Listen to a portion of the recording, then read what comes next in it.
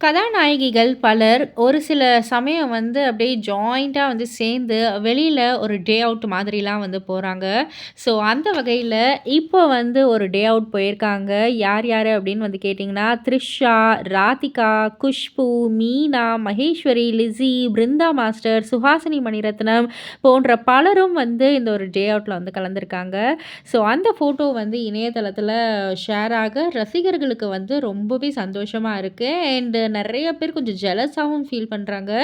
ஏன்னா, இந்த ஒரு சினிமா இண்டஸ்ட்ரியில எந்த ஒரு அந்த ஒரு போட்டி, பொறாமை அப்படின்ற ஒரு இது இல்லாம, எல்லாருமே வந்து சேர்ந்து ஒண்ணு கூடி ஒரு ஃபேமிலி போல ஒரு டே அவுட்லாம் வந்து போறது, நிஜமாலுமே ரொம்பவே சந்தோஷத்த அளிக்குது அப்படின்றது தான் ரசிகர்களுடைய கருத்து.